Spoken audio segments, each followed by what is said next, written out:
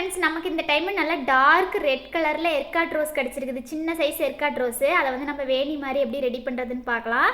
அதுக்காக பாருங்கள், இந்த மாதிரி தட்டையாக நோட் அட்டையோ ஸ்லைட்டோ இந்த மாதிரி தட்டையான பொருள் எடுத்துக்கோங்க. அதில் வந்து நான் இன்றைக்கி ரெட் கலர் பூ எடுத்ததுனால ரெட் கலர் உள்ள நூல் எடுத்துருக்கிறேன். அதில் வந்து இந்த மாதிரி 2 சுற்று சுற்றிட்டு அதோட நுனி பகுதியில் இந்த மாதிரி 2 முடி போட்டுட்டு அந்த எக்ஸ்ட்ரா இருக்கிற குட்டி நூலை கட் பண்ணிடலாம். அந்த கண்டோடு இருக்கிற நூலை பாருங்கள், இந்த மாதிரி நம்ம அட்டையில் சுற்றினத்துக்கும் 2 பங்கு நூல் வந்து விட்டுட்டு கட் பண்ணிக்கோங்க. நம்ம பூ கட்டுறதுக்கு முன்னாடியே இந்த மாதிரி 2 முடி போட்டுக்கலாம். அப்போ தான் நல்லா ஸ்ட்ராங்காக இருக்கும் பாருங்கள்.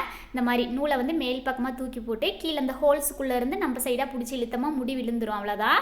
அடுத்தது பூ கட்ட ஆரம்பிச்சிடலாம் பாருங்கள். நம்ம வந்துட்டு டேரியா பூ, அதாவது எர்காட் ரோஸை வந்து இந்த மாதிரி மேலே ஒரு நூல் கீழே ஒரு நூல் சென்டராக இந்த மாதிரி பூவை வச்சுட்டு நல்லா நம்ம பக்கம் இழுத்த மாதிரி பிடிச்சிக்கோங்க.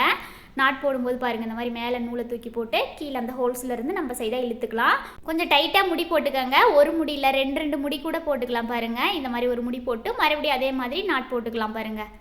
இந்த மாதிரி 2 முடி போடும்போது நல்லா ஸ்ட்ராங்காக இருக்கும். அடுத்தடுத்த பூ இதே மாதிரி இதே மெத்தடில் கட்டிக்கலாம். நல்லா சென்டராக பார்த்து கட்டிக்கங்க. ஒரே சைஸ் பூவாக எடுத்துக்கோங்க. அப்போ தான் வேணி ஃபுல்லாகவே ஒரே மாதிரி இருக்கும். சின்னது பெருசாக அந்த மாதிரி வச்சு கட்டினோம்னா அன்னீவனாக இருக்கும். அதனால் வேணி கட்டும்போது ஒரே சைஸ் பூவாக பார்த்து எடுத்துக்கோங்க. ஒரு 7 பூ 8 பூ இருந்தால் ஒரு வேணி ரொம்ப அழகாக ரெடி பண்ணிடலாம்.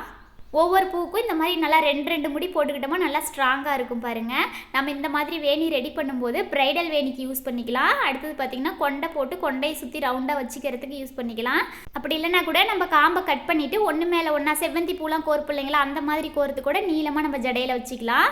பாருங்கள், லாஸ்ட்டுக்கு வந்துட்டோம். லாஸ்ட்டாக முடி போடும்போது மட்டும் 2 முடிக்கு 3 முடி, ஒரு முடி எக்ஸ்ட்ரா போட்டுக்கோங்க. அப்போ தான் நல்லா ஸ்ட்ராங்காக இருக்கும். ஏன்னா ஃபஸ்ட்டு 2 முடி நல்லா ஸ்ட்ராங்காக போட்டோம் இல்லைங்களா, இந்த இடத்துலையும் ஒரு 2 முடி 3 முடி போட்டிங்கன்னா தான் நல்லா ஸ்ட்ராங்காக இருக்கும். இந்த மாதிரி போட்டுட்டு எக்ஸ்ட்ரா இருக்கிற நூல்லாம் கட் பண்ணிடலாம். இந்த மாதிரி எக்ஸ்ட்ரா இருக்கிற நூல் தேவையில்லை, நம்ம யூபின் போட்டு வைக்கிறோம் அப்படின்னா இந்த மாதிரி எக்ஸ்ட்ரா இருக்கிற நூலை கட் பண்ணிடலாம். அப்படி இல்லை கொண்டை சுற்றி முடி போட்டு வைக்கிற மாதிரி இருந்தால் நூல் விட்டு கட் பண்ணிக்கோங்க. ரொம்ப ரொம்ப அழகாக எர்காட் ரோஸ் வேணி ரெடி ஆகிடுச்சு பாருங்கள். அதுவும் டார்க் ரெட் கலரு, பார்க்குறதுக்கே ரொம்ப அழகாக இருக்குது பாருங்கள். இந்த வீடியோ கடைசி வரைக்கும் ஸ்கிப் பண்ணாமல் பார்த்ததுக்கு தேங்க்யூ ஃப்ரெண்ட்ஸ்.